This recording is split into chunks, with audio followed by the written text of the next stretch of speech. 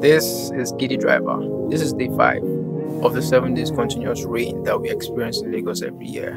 Now, every rainy season in Lagos, we experience 7 days of continuous rain. It rains every single day for 7 days. And if you know Lagos very well, you know that Lagos gets flooded. When I mean flooded, I mean really flooded, especially on the island. If you live in Victoria Island, if you live in Lekki, if you live in Aja, Shogutelu, now there are areas around there where you need a canoe to get out of your house. So it was day 5 and the conditions were harsh, but I wanted to do work because the compensation was ridiculous. There was a surge. It was a 1.9 surge, which means that every fare would be times 2. The whole city was red. Now, red, when I say red, when you look at the app where I get, some of my jobs, when you see red, it means that's the time to get out and do some good work. So I was out in the rain, defying the weather. I was doing trips. So I got a trip. I'd done some trips, and then I was at Aja at this point, somewhere around Victoria Garden City, VGC.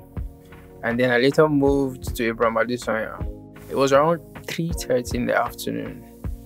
I had made some cool cash, I must confess. That day I cashed out. But I was done, really, because I started early in the morning and it was time for me to it was getting too, the weather was getting too wet and flooded. So I was thinking I need to just get out of here. And the location wasn't favorable at all, but there were a lot of trips. So I was at Aja. There was mad traffic on the express and I wanted to get home. So I tried and I got into the second toll gate. There was no traffic. But between the second toll gate, somewhere after Chevron, to Chevron traffic lights, I mean, this is a distance of maybe 800 meters. It was jam locked, mad traffic. I got into that traffic and spent 2 hours, 30 minutes just to get to the next traffic light. It was a no-go. I had to turn back. At the end of 2 hours, 30 minutes, I was so frustrated. I couldn't do trips. I couldn't go home.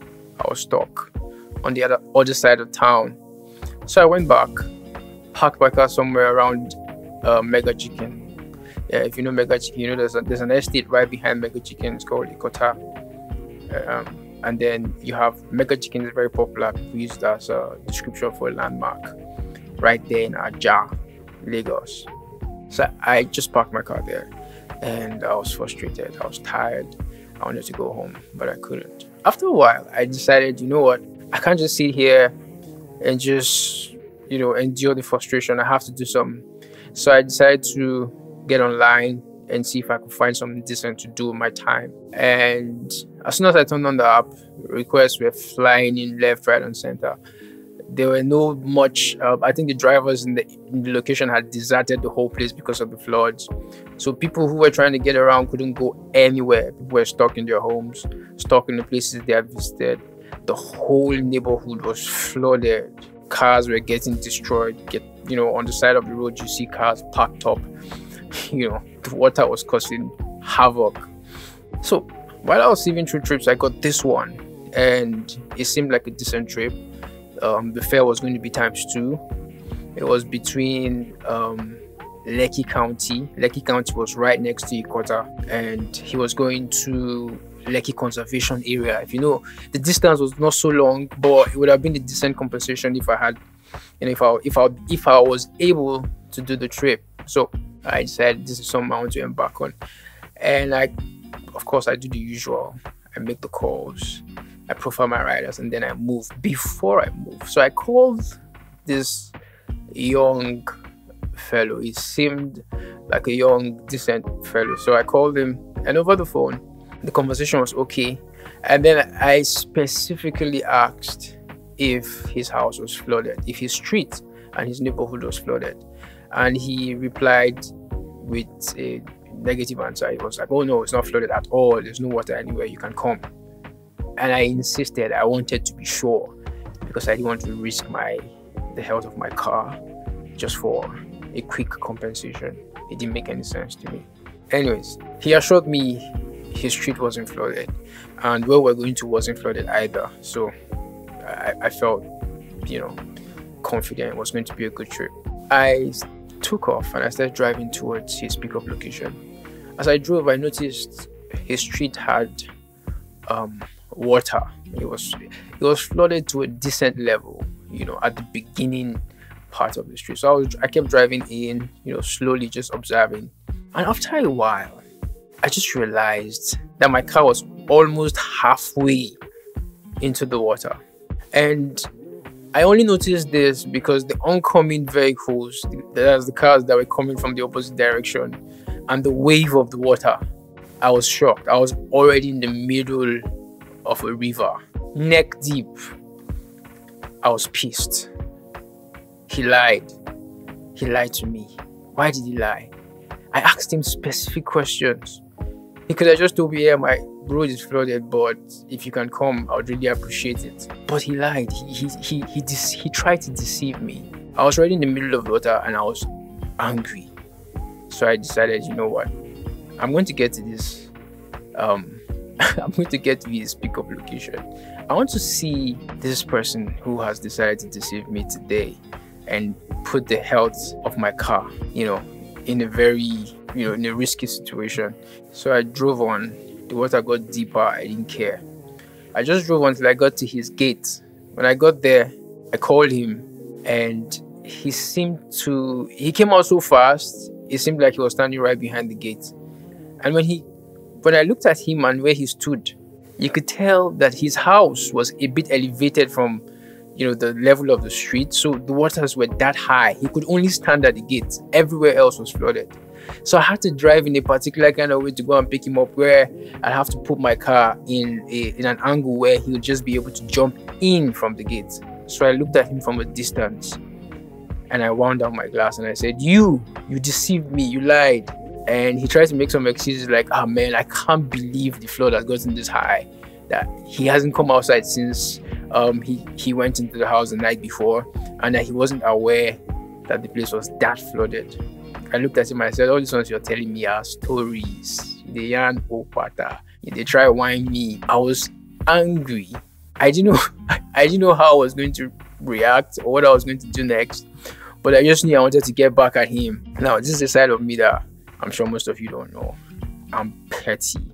So while he was standing at the gate, I looked at him and I said, so you wanted to deceive me? I asked you specifically that if your street was flooded, and you replied by telling me that it wasn't. So you tried to deceive me. And he kept on talking and blabbing, but I wasn't hearing enough of it. So I went on and arrived at his destination. I looked at him straight in the eyes. His phone was in his hands, and I cancelled his trip right in front of him. I turned the car around and I drove off. And he just watched me leave. Like all his hopes of getting to his destination or wherever it is he was going to died in that instant. I was so happy. It seemed like I had accomplished a very important mission of teaching human beings life lessons. I felt good. So I drove off into the flood. My car was swimming. The water was getting higher. It was still raining, by the way. It was still drizzling. Water was, rising. As I drove, and of course, when you get into the water, you have to turn off your air conditioning so you don't spoil your compressor or just destroy the air conditioning system. So my AC was turned on. Of course, my air conditioner was turned off, and I was driving in the water. So I wound down my glasses on both sides. You won't believe it. So I was driving in the floods. From nowhere, a catfish just flew right into my car. I kid you not.